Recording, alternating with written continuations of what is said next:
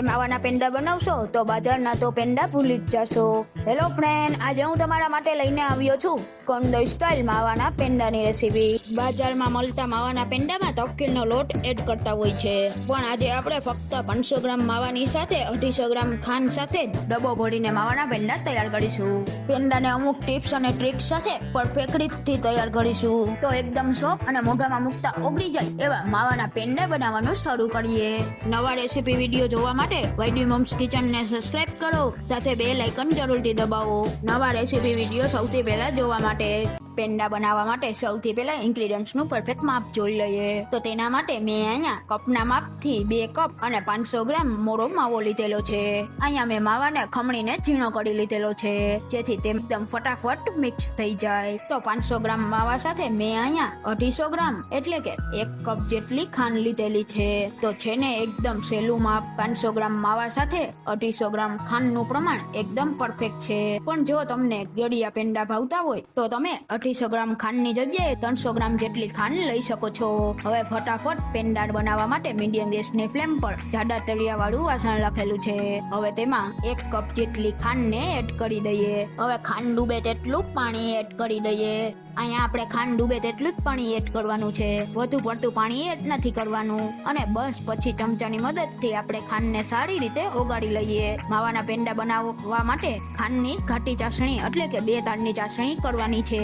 કંદોઈ લોકો જ્યારે મોટી ક્વોન્ટિટીમાં માવાના પેંડા બનાવતા હોય ત્યારે ખાંડની એટલી જાડી ચાસણી કરતા હોય, ચાસણીને જ્યારે ચેક કરીએ અને તે થોડી ઠંડી પડે એટલે ચાસણીમાંથી ગોળી વળી જાય છે ખાંડની। તો તમે જોઈ શકો છો આપણી ખાંડની ચાસણી ઘાટી થવા લાગી છે। તો મીડિયમ ગેસની ફ્લેમ પર લગભગ 4 થી 5 મિનિટ જેવું થઈ ગયું છે અને તૈયાર થયેલી ખાંડની ચાસણીને ચેક કરવા માટે ચમચામાં થોડી ચાસણીને આ રીતના લઈ લઈએ। તો તમે જોઈ શકો છો ખાંડની ચાસણી ચમચા ઉપર એકદમ ઘાટી દેખાય છે।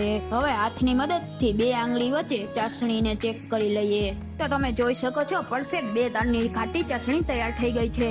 તો છે ને ચાસણી બનાવી એકદમ સહેલી અને આપણી ઘાટી ચાસણીને તમે જોઈ શકો છો એકદમ બબલ્સ આવ્યા છે અને એકદમ સફેદ પણ થઈ ગઈ છે। તો આ સમયે મોળા માવાને ચાસણીમાં એડ કરી દઈએ અને ગેસની ફ્લેમ એકદમ લો કરી દઈએ અને હવે ચમચાની મદદથી એકદમ ફટાફટ માવાને ખાંડની ચાસણી સાથે સારી રીતે મિક્સ કરી લઈએ અને ફ્લેવર માટે અડધી ચમચી એલચી પાવડર એડ કરી દઈએ, સાથે સારી રીતે મિક્સ કરી લઈએ। આ પ્રોસેસ આપણે એકદમ ફટાફટ અને એક જ ડાયરેક્શનમાં હલાવતા જઈને કરવાની છે। તો લગભગ 3 થી 4 મિનિટ જેવું થઈ ગયું છે અને આ રીતે માવાનું મિશ્રણ ભેગું થઈ ગયું છે। તો માવો આ રીતના પેન છોડવા લાગે એટલે આપણે ગેસની ફ્લેમ બંધ કરી દઈએ અને માવાને ઠંડુ થવા માટે રાખી દઈએ। માવો થોડો ઠંડો થાય એટલે હાથની મદદથી માવાને મસળી લઈએ। માવાને આ રીતે મસળવાથી પેંડા એકદમ સોફ્ટ થાય છે। કંદોઈ લોકો જ્યારે પેંડા બનાવતા હોય છે ત્યારે તેઓ હાથ વડે માવાને એકદમ સ્મૂથ કરી લેતા હોય છે, કારણ કે એકદમ સ્મૂથ અને મોઢામાં મૂકતા ઓગળી જાય તેવા માવાના પેંડા ખાવાની તો અલગ જ મજા છે। તો આપણું મિશ્રણ એકદમ સ્મૂથ થઈ ગયું છે। હવે પેંડા વાળવા માટે મિશ્રણના થોડા ભાગને લઈ 2 હાથની વચ્ચે રાઉન્ડ શેપ આપી દઈએ। હવે એકદમ કંદોઈ સ્ટાઇલ પેંડા બનાવવા માટે રાઉન્ડ શેપના બોલને કોઈ પણ ચોપડ કે ફ્લેટ જગ્યાએ આ રીતે થોડો રોલ કરી લઈએ। અહીંયા આપણે રોલને વધુ પડતો મોટો નથી કરવાનો, બસ નાના રોલને આ રીતના ઊભો કરી અને હાથની મદદથી હળવે હળવે પ્રેસ કરી લઈએ। તો તમે જોઈ શકો છો એકદમ સરસ રાઉન્ડ શેપ આવી ગયો છે અને હવે ફરી પાછા રાઉન્ડને થોડો રોલ કરી લઈએ।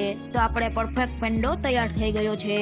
હવે તૈયાર થયેલા પેંડાને ડિઝાઇન આપવા માટે બ્લેન્ડરની સાથે આવતી ચકરીની મદદથી ડિઝાઇન આપી દઈએ। હવે તૈયાર થયેલા પેંડાને પિસ્તાની કતરંગથી ગાર્નિશ કરી લઈએ। આ જ રીતે આપણે બધા જ પેંડાને તૈયાર કરી લઈએ। તો અહીંયા આપણે બધા જ પેંડા તૈયાર થઈ ગયા છે। હવે પેંડાને સર્વ કરી લઈએ। તો ખૂબ જ સહેલી રીતથી કંદોઈની રીતે બજારમાં મળતા ભેળસેળ વાળાથી અલગ અને એકદમ સિમ્પલ રીતે ઘરે માવાના પેંડા જરૂરથી બનાવજો। જો તમને અમારી આજની રેસીપી ગમી હોય તો મારા ચેનલમાં એક લાઈક અને કોમેન્ટ કરીને મારા વિડીયોને ફ્રેન્ડ ફેમિલીમાં જરૂરથી શેર કરજો અને સબસ્ક્રાઇબ કરવાનું ના ભૂલશો। તો ફરી મળીએ એક નવી રેસીપી સાથે।